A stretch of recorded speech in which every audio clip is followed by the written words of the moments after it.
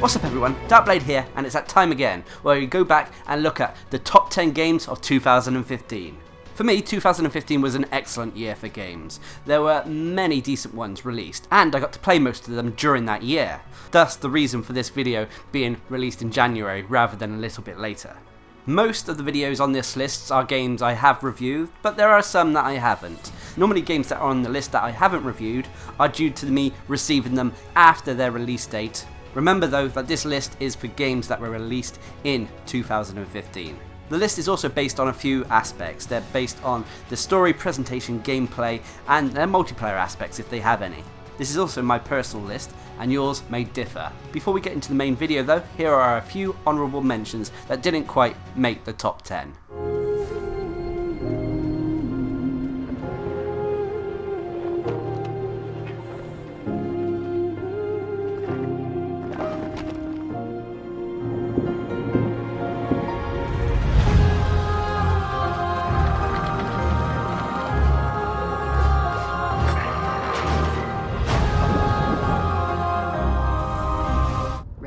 As always.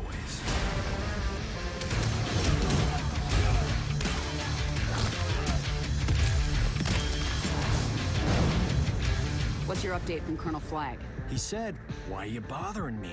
And I said, "Because my ex-wife is a pain in it."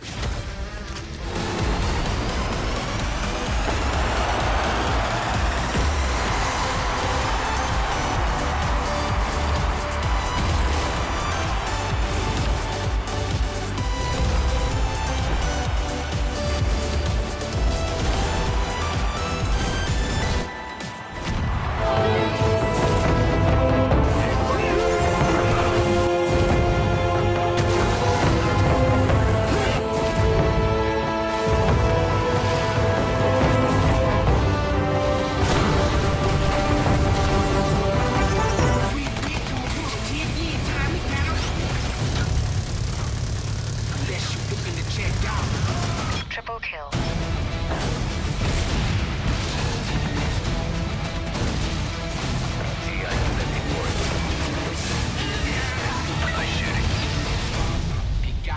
Number 10. Splatoon. A new IP from Nintendo of all companies, Splatoon was quite a refreshing change. It was a multiplayer third-person shooter of sorts, where players would take on other teams and try to cover the area, or the map, in paint. The unique selling point though, or game mechanic in this sense, was that the squidlings, the characters you play, could actually transform from a human teenager to an actual squid to travel around the map faster. It also came with a single player, which was a nice touch, but the multiplayer was where the heart of the game lay. Props to Nintendo also for supporting the game as long as they have, as I still believe content is being released for the game. While by no means a perfect game, it was just nice to play something different for a change. Number 9. Soma. Released late 2015, Soma is brought to us by the same developers who brought us Amnesia: The Dark Descent, and thus we get a game of similar qualities. It's a first-person horror game of sorts, although the horror aspect in some respects is not the best part of the game. The best part for me was the story of Soma. I could have easily enjoyed Soma for its story alone if the horror moments, i.e. the monsters, weren't even in the game. The game's story has you questioning things like, what does it truly mean to be alive?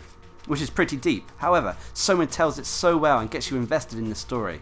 I won't say any more on the story because if you haven't played it, it is a spoiler, and while the game may not have much replayability, Soma is worth experiencing for its story. Number 8. Mad Max. Released around September 2015, Mad Max was a surprise hit for me. While I don't think the game is anything groundbreaking in any means, it is a game that I enjoyed. An open world game with an average story, Mad Max focuses on Batman Arkham Asylum type combat coupled with car combat. The car aspects, especially customizing your Magnus Opus, was one of the highlights for me. While the combat may feel old to some players, especially fans of the Batman Arkham series, I have never really gotten into that series, and so it was okay for me. It didn't feel too stale. I never reviewed the game on my channel, as this game I received late in 2015, well after its release date, but I'm surprised by how much I actually enjoyed it. Number 7, Transformers Devastation. Now, this may be a little bit biased, but Transformers Devastation receives the number 7 slot. As some of you may know, I'm a big Transformers fan since I was a kid, especially of the first generation of Transformers. And Transformers Devastation gives us Bayonetta-style combat, combined with Generation 1 Transformers. The story of the game may be Saturday morning cartoon level of stories, but it brought back memories of my childhood. Coupled with fantastic combat, gave me a Transformers experience that was very over the top. Not in a bad way though. The effects, the lighting, the particle and character models as they perform their combos is a treat for the eyes. The only downside is I did find the game a little bit short. I was also hoping that you could play as the Decepticons at one point. However, this game focuses purely on playing as the Autobots.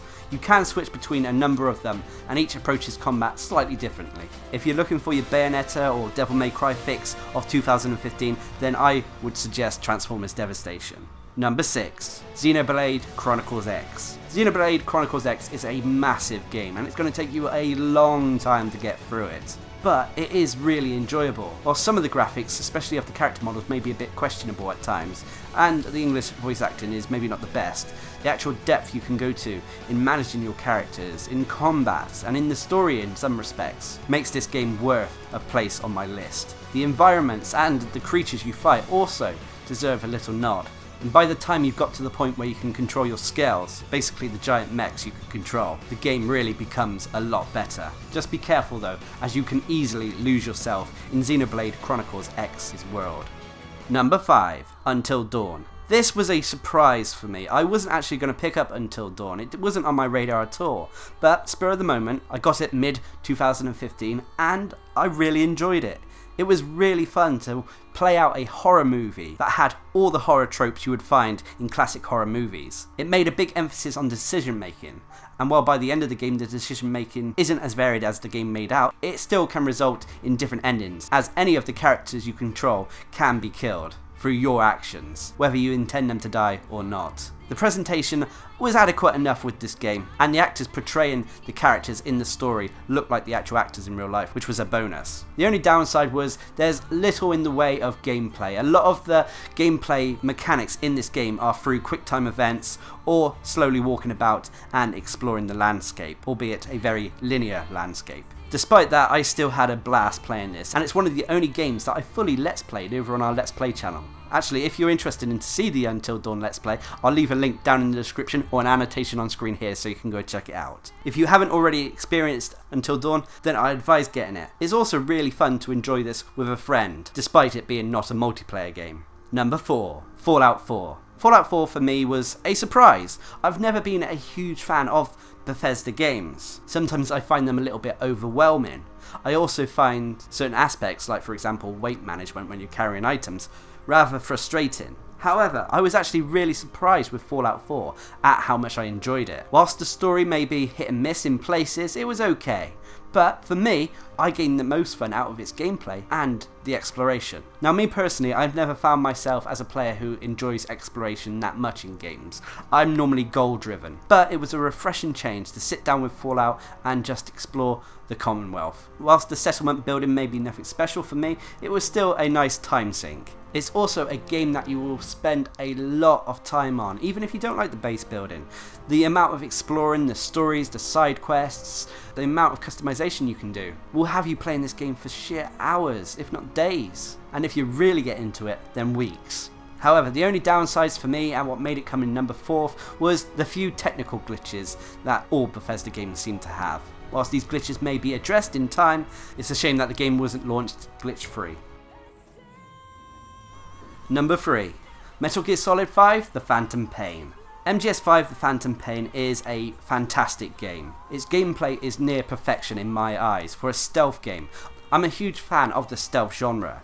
If there is an option to tackle a objective using stealth, then I will normally favour that above all other methods. And MGS5 allows you to take on missions in so many ways. From using buddies, to using stealth, to going in guns a-blazing. It gives you freedom of infiltration. The graphics as well, even on the last gen systems, are really impressive. It sucks you into the world as you try to rebuild your mother base and restore your private army. The only downside of MGS5 The Phantom Pain, which at the time of the review was not really known to me, was that there are parts of the story that are missing and left unanswered. As a result of issues with Kojima and Konami, it feels like MGS5 The Phantom Pain ended with a few aspects left untold. While it may not detract from your experience with MGS5, as I still think it's a fantastic game, it's still a notable annoyance. After leaked images of what the true ending of MGS5 was to be, it was sad that they didn't actually invest in making that the true ending of MGS5.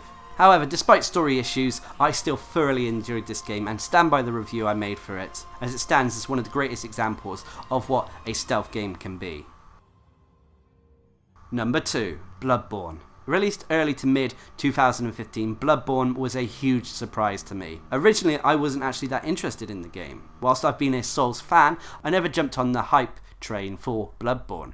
However, I was so wrong. So much so that when my girlfriend brought home the game and started playing it, I immediately had to buy the digital version to start playing it straight away. And I'm pleased that I did, because Bloodborne was a fantastic experience. Whilst it keeps properties of the Souls series from Dark Souls and Demon Souls, it has evolved. The gameplay in particular has become a lot faster and more visceral. And I personally prefer this. The increase in speed really made the experience of Bloodborne a lot better than previous Souls games. Weapon transformations as well as visceral attacks were a highlight of the game for me.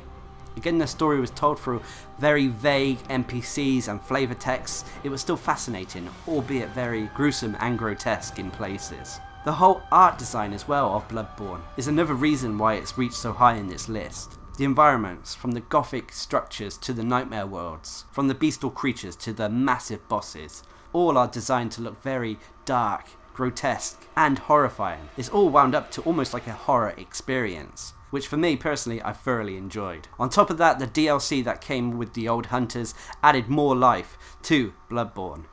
Number 1. The Witcher 3 Wild Hunt.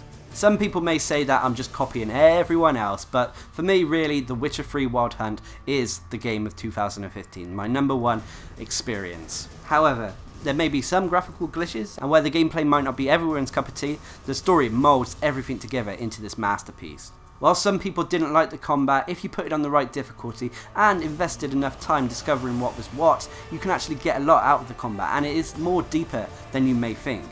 Whilst on the easier difficulties you can play the game just mashing buttons. I would say if you're looking for a combat experience, then up the difficulty. But then again, the main draw of The Witcher 3 should be its story.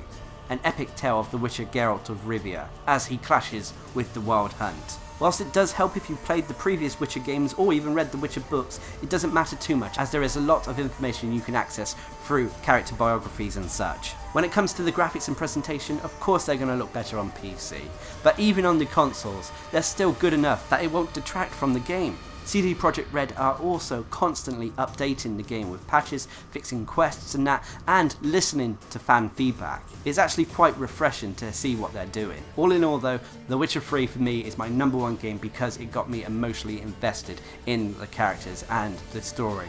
For me, normally a sign of a good game is putting off completing quests or missions in fear that the game will end.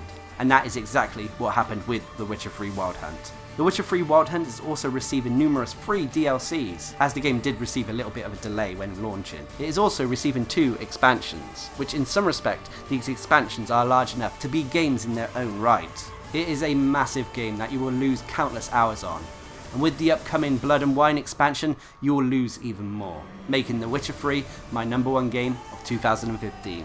So that's it, that was my top 10 games of 2015.